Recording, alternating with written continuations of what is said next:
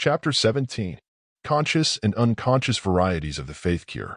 Do you carry a chestnut or a potato in your pocket, or wear a special ring upon your finger to ward off rheumatism? Thousands of people, vastly more than are willing to admit it, do these and similar things, having a greater or less belief in their efficacy.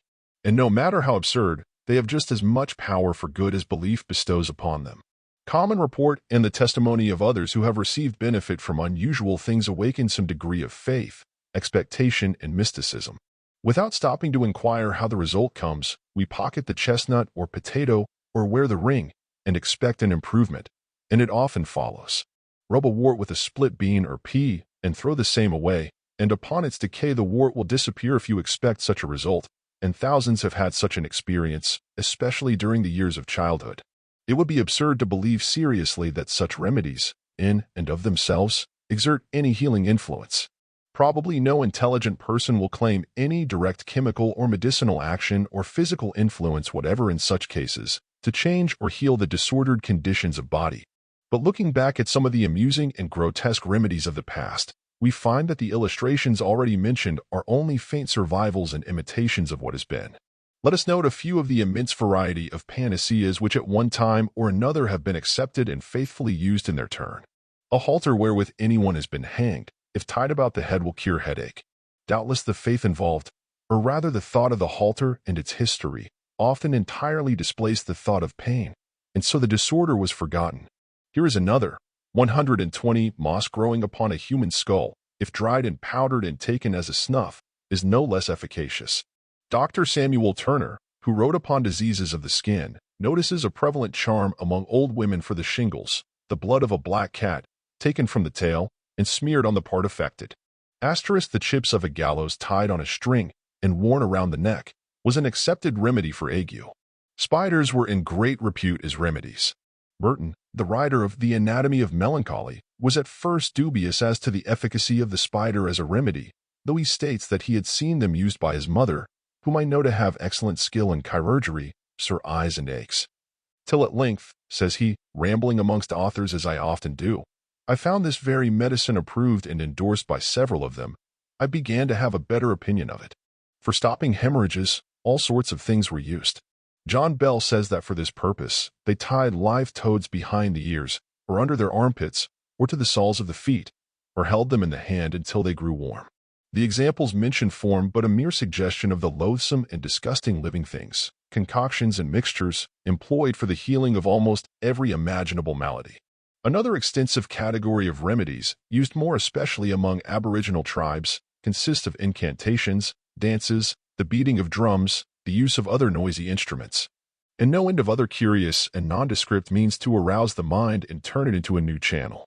In varying degree, and just in proportion that startling and mysterious things awaken faith and expectation, they accomplish their purpose, at least temporarily.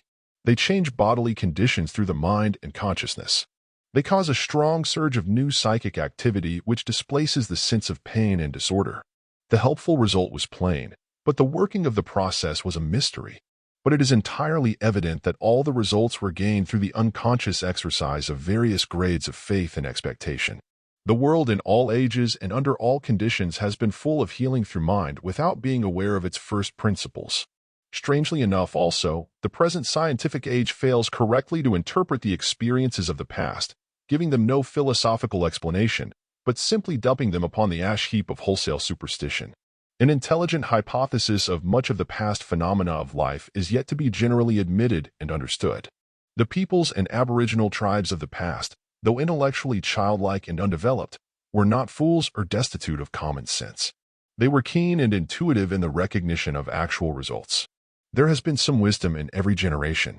It may be predicted confidently that the time will come when many of the nauseous drugs of today will be relegated to the same category as the more grotesque examples already enumerated.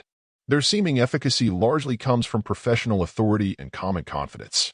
It follows that faith cure, instead of being a rare and unique accomplishment, has been of universal even though hidden application. Being within ourselves, it is a force so near that we look right through and beyond it. All the credit is bestowed upon some object outside. It is true that the lower orders of faith require some seen object or fulcrum upon which to rest.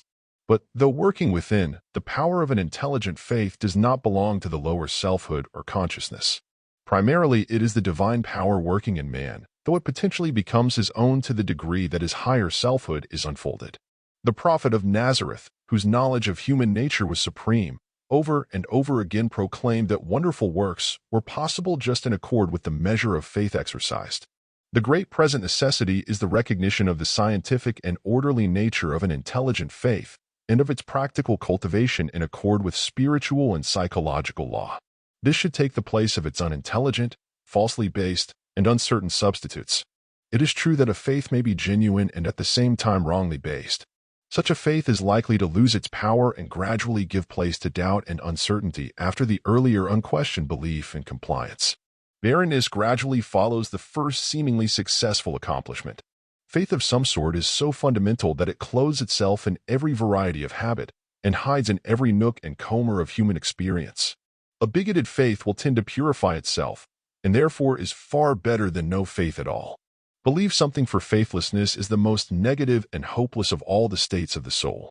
For many hundred years the king's touch, so long as sanctioned and regarded are as wise and regular by the church, the medical profession, press and people, cured its hundreds of thousands of the king's evil scrofula, and the ritual for touching remained in the Book of Common Prayer of the Church of England until 1719 AD. Fetishism in innumerable grades and qualities abides in unfolding human nature. In its various stages of advancement the mind demands its fetish, and demand will always command supply. There must be something to lean upon, and it must possess both mystery and power in the eyes of its subject and beholder.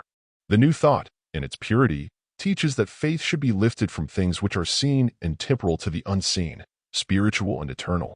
Such a faith is as scientific as it is religious. It cannot be invoked on demand, but must grow through well-defined laws.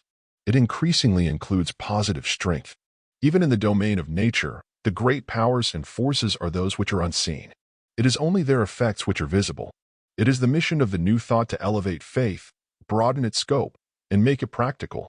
Through well-ascertained methods of meditation and concentration, its solidity and expansion may be made certain and continuous. Real faith has substance and momentum. Many have wrongly regarded it as composed of uncertain hope, more or less mixed with credulity. Faith is an ideal of reality. In proportion as its mental picture is firmly held, it tends toward outward visibility and expression. Lift your trust and dependence from low, false, and uncertain resting places to that which is positive and divine, and full realization will rise up and meet you in your ever-brightening pathway. End of chapter.